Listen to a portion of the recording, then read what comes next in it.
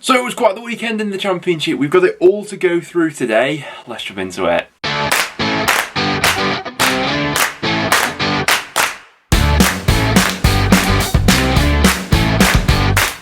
Guys, welcome back to another video on the channel. In today's video, we're going to be splitting it into two parts. First half of the video, we're going to be going over all of the weekend's action. We've got quite a few talking points to go over, which I'm very interested to get your guys' views on. And in the second half of the video, we're going to be going ahead and doing our midweek score predictions for all the games we've got coming up on Tuesday and Wednesday. So do leave those predictions down below as well. As always, if you do go on to enjoy, make sure to leave a like. But without any further ado, let's hop into these matches. So starting out with Friday night's game, and plenty of controversy surrounding this one. In the end, finishing West Brom 2, Huddersfield 2. Now, Huddersfield's unbeaten run in the league extends for another week, but I think that Huddersfield fans would have left the Hawthorns feeling a little bit gutted and a little bit aggrieved with some of the decisions and things that happened in the second half, because for at least 80 minutes of this match, Huddersfield were fully in the ascendancy, albeit they were sort of gifted that opening goal. You know, Sam Johnson has a bit of a howler, and once again doesn't cover himself in glory for the second goal either, but Huddersfield looking pretty comfortable, and once again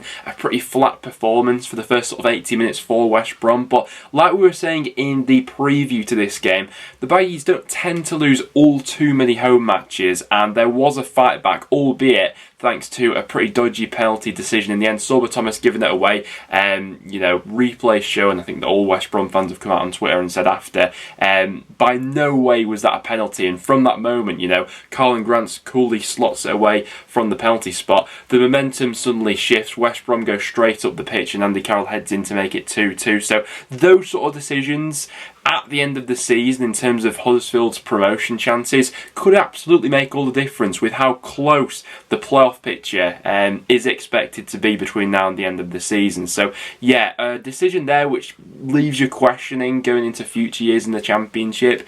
Will it be all too long before we see VAR being introduced at this level? Because yeah, a bit of a gutting one there for Huddersfield. Next then to Oakwell, and for another dodgy penalty decision this weekend in the Championship as Barnsley drew 1 apiece with Fulham. Now, credit to Barnsley, because even with the recent upturn in Fulham, I wasn't giving them all too much of a chance going into this one with the sort of football that Fulham had been playing recently. But Carlton Morris has made such a difference to that Barnsley squad, as well as the January additions. But Morris especially, since he's been back from that injury. And he does quite well to go ahead and win the penalty in the end. But once again, looking back on it in replays, he sort of gets the right side of Adarabioyo, but there's absolutely nothing in that whatsoever. Barnsley obviously awarded the penalty, go 1-0 up before half-time. Morris has the chance to make it 2 as well, but Fulham have to regroup. And with more and more of these decisions, I think Championship referees are coming under increasing fire. To me, it does feel like the inevitable will happen and VAR will be introduced to the Championship sooner rather than later. In terms of the second half, there was that comeback from Fulham, an absolute delight of a finish from Harry Wilson, real class about him, especially with his left foot, and he had the golden opportunity to go ahead and win it for Fulham, but he went ahead and put that header wide. So in the context of things, I think that's a decent point there for Barnsley, especially with Reading losing once again. If Barnsley can go ahead and win midweek now against Bristol City, suddenly survival's back on, which is absolutely mental considering in the first half of the season they were arguably one of the worst teams we've ever seen at this level. Next up then, and to the first of the goalless draws that we had going on this weekend in the Championship. Birmingham drawing 0 apiece with Hull City. Looking back on the sort of statistics from this game, the match highlights and things like that, didn't seem to be a particularly great game of football. Seemed to be a little bit of quality lacking in the final third. Either team probably could have gone on to win this one. You know, Keane Lewis Potter tried to make things happen for the away side, and Al Hernandez for Birmingham out on that left side as well. But we are at that point of the Championship season now where at the top and bottom of the table there's loads of crunch matches, but in the middle there's just going to be a lot of these sort of strange, I wouldn't say meaningless, but games without all too much jeopardy riding on them.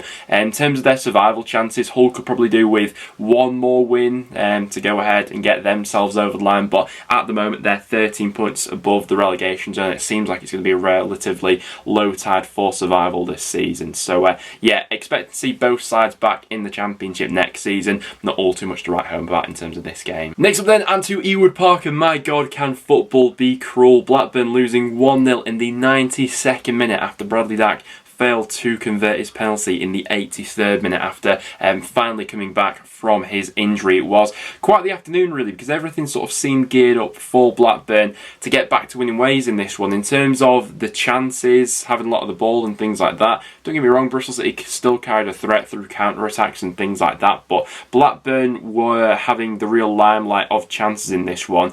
But Daniel Bentley was just having that sort of afternoon, and occasionally throughout the season he will just have these worldies of matches, and one of them came around in this game. The save he made from Darragh Lenihan's header in the first half was absolutely fantastic, but everything Blackburn were throwing their way Bentley was dealing with. It then seemed set in the stars for Bradley Dack to have his heroes return as Blackburn were awarded the penalty. A little bit soft, but there was that tug of the shirt from Masengo.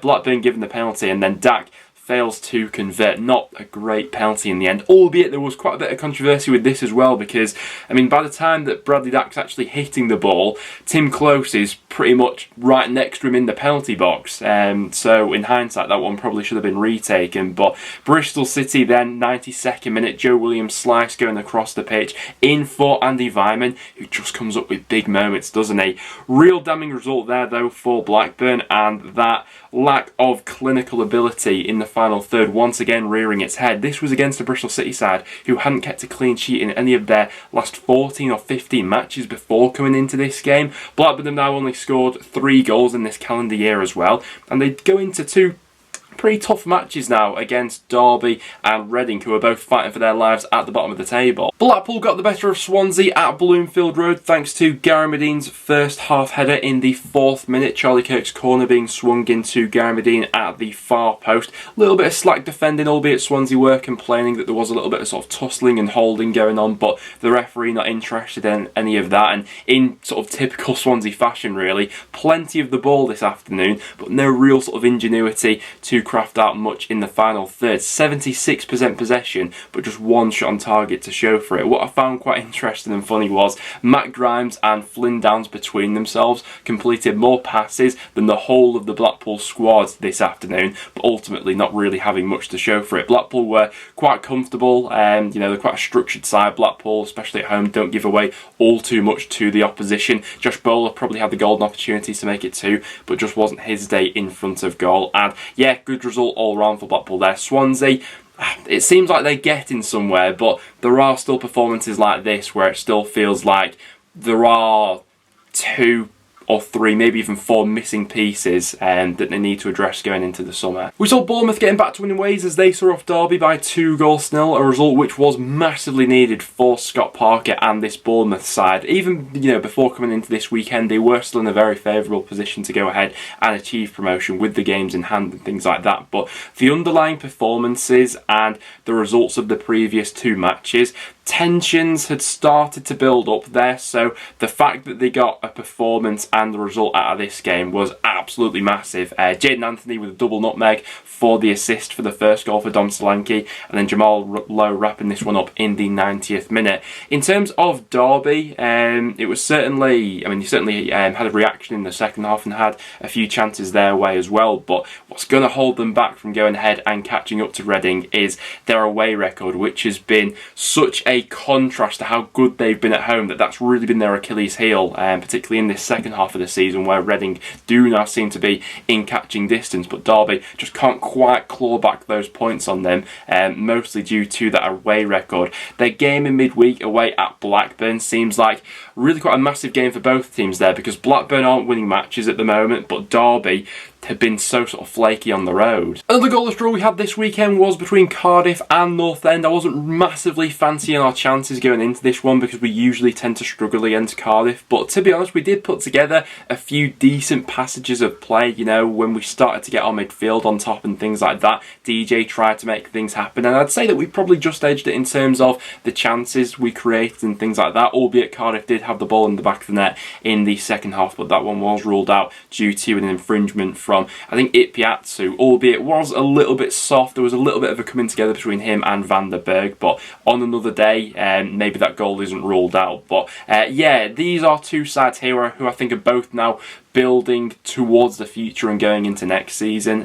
Cardiff going well under Morrison and Preston under Ryan Lowe. Neither team tends to lose many matches, so a goalless draw being played out here wasn't really the biggest shock in the world. Next up then, and I've got to admit I did not see this one coming. Coventry 4, Sheffield United 1. This just goes to sum up the real chaotic nature of the Championship, because with Cardiff losing their last 2 matches, it sort of felt that waved away any sort of chances they had of going ahead and sneaking into the top 6 this season. Their momentum just seemed to come to a real halt, and Sheffield United have been absolutely flying in the Championship recently, and the game started out how a lot of us thought. Nice ball chipped in from Hurahan into Sanderberger to give Sheffield United that lead, but what a response from Coventry, albeit a little bit of Sheffield United's own undoing. It was quite a basic goal that Cov got back into this game with, a sort of long ball, that Sheffield United failed to deal with, and Gyökeres managed to latch onto it. And then in the second half, this one became a real sort of basketball match of end-to-end chances. Callum O'Hare, the star of the show in the end there, with a brace and an assist for the Matty Godden goal as well to make it 4-1. I have always quite liked Callum O'Hare, if I'm being honest. I think that the biggest criticism that's probably come his way is at times he can probably be a little bit inconsistent, and his actual end product, you know, up until this point he'd only scored 1 goal this season, but if he can do bits like that more often, in terms of his contribution actually in the box, Coventry have got a brilliant player on their hands there, because in terms of the overall play, the silkiness on the ball, his vision and things like that, how he links up with players around him, Callum O'Hare definitely has it in him to go up to another level. I thought that we saw that this afternoon. So listen, Coventry only 3 points off the playoffs now, got 3 pretty winnable games coming up as well, so who knows what's possible. Next up then to the Den, and I think that most people had the opinion that this one would be a fairly low scoring game, and in the end that's what we got, with Millwall drawing 0 apiece with Middlesbrough in the end. In terms of Middlesbrough, I don't think that's the worst point in the world there, given how many goals they've been conceding away from home. To go to a place like the Den where Millwall already on a really decent unbeaten run, and to grind that a point, yeah, I don't think it's the worst thing in the world, because it stopped the rot of those consecutive losses away from home, and especially considering that Borough's next 2 games in the Championship are both away from home, and are games which Middlesbrough really need to start winning. So to start to lay some foundations for improving that away form, I think is positive. Joe Lumley as well had a decent game, and he dealt with everything that Millwall threw at him in this one. And Millwall themselves have a really interesting game coming up in midweek, up against Huddersfield. 2 sides who are on good unbeaten runs at the moment. Neither side gives all too much away, and in terms of the playoff picture, yeah, that'll be a really interesting one there for Millwall, because they've come through games against both Middlesbrough and Blackburn now with a point. It'll be interesting to see if they do push the boat out a little bit more for that game against Huddersfield. Next then, and to the City Ground for Forest 4, Reading 0. We saw the quickest goal scored this weekend in the Championship, as Keenan Davis found the back of the net within just 17 seconds for Forest, and things just got bad for worse for Reading from there on in, really. I think the best performance that we've probably seen of Keenan Davis in a Forest shirt so far. He's done pretty well in terms of his overall play, but now properly adding the goals into that as well. His strike in the second half was an absolute finish and a half, and then Yates' finish from outside the box, and Surridge getting involved in the goals as well. Overall, this was the pretty perfect weekend for Forest, putting 4 goals past Reading in this one. 4 of the teams above them dropping points this weekend as well. They're now in a position where if they win that game in hand, they'll be in the top 6 as well. Forest have had to be so consistent for so long now. They've not been able to break into the top 6 because of that dismal start to the season that they had under Chris Hughton. But their consistency now really is paying off, with a few of the teams above them starting to have a little bit of a wobble. And for Reading, concerned given that they've shipped 8 goals now in their last 2 away matches, especially considering that in midweek they're going into a game against the Bournemouth side,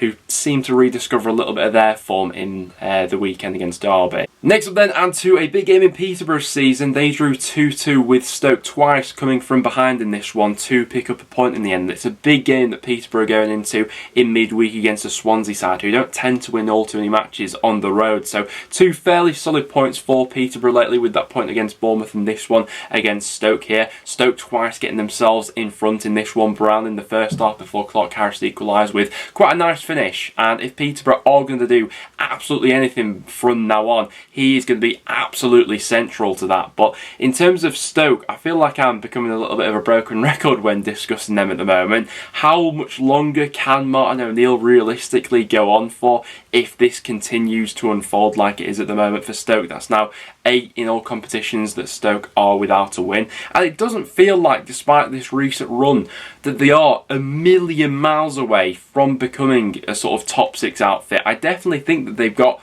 all the sort of tools and parts available to them now, but surely this can't carry on for all too much longer. They obviously scored their penalty, Baker from the spot, before Clark Harris levelled things up from the spot in the 91st minute. So decent point there for Peterborough if they manage to pick up a result in midweek. And then last up, and to a big game in the playoff race, we had Luton 1, QPR 2. Now, we've had an array of dodgy decisions going on right throughout the Championship this weekend, and I think that several of them were held in store for this game here, where, I mean, we probably don't have time to go over all the bizarre decisions that were made in this game, but we'll quickly rattle through a few of them. We had the ridiculously tight Adebayo goal, which was ruled out for offside. Really tough one to call there on that one. We had a potential red card for Chair, which wasn't given. We had the handball in the Luton goal in the build-up to that one. A bit of controversy with QPR's second goal as well. But that right there is absolutely massive for QPR, because away at Luton, 1-0 down at half-time, with the way they've been playing lately and the results they've been picking up, it would have been fairly easy for them to sort of crumble. But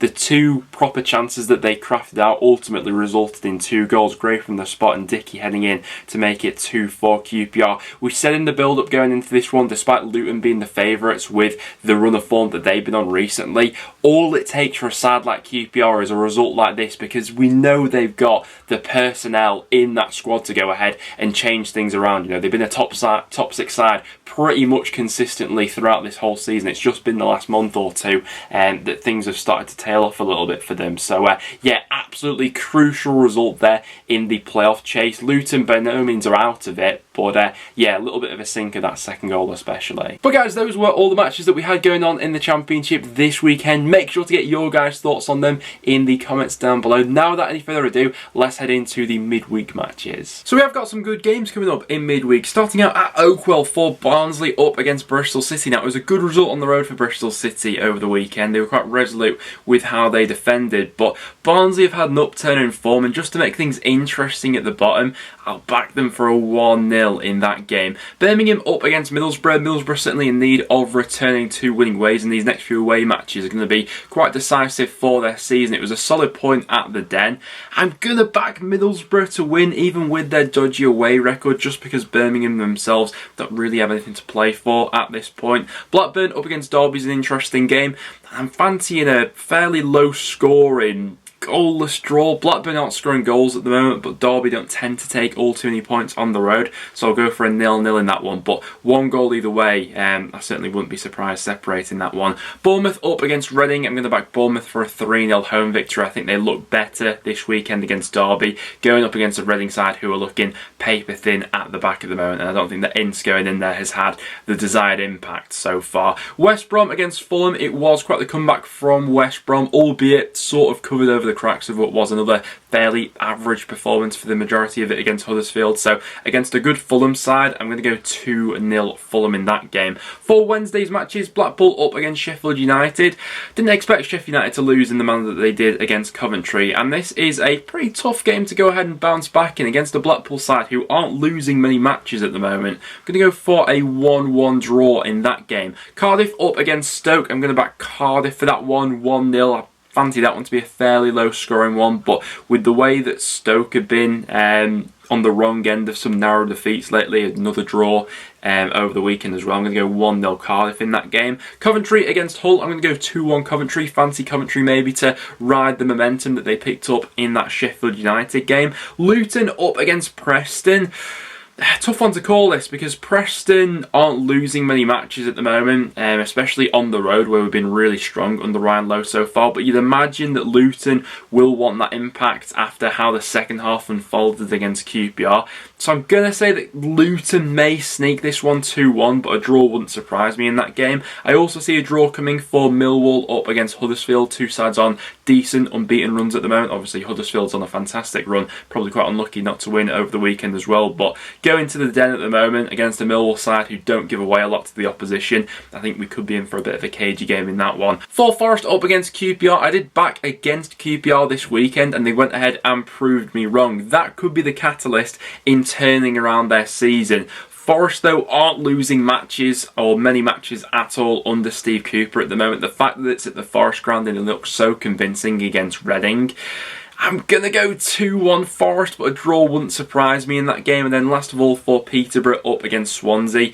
I'm going to go for a 1-1 draw in that game. So those are my midweek predictions for how I see the action on Tuesday and Wednesday unfolding. Make sure to get your thoughts down below. But guys, there we have it. That will now wrap it up for today's video. So if you did go on to enjoy, make sure to leave a like. It is always massively appreciated. Do get your thoughts and score predictions down below. We've got quite a few interesting matchups coming up in midweek. But as always, thanks for watching. Do leave a like and stick around and subscribe for some regular championship content. And I'll see you all in the next one.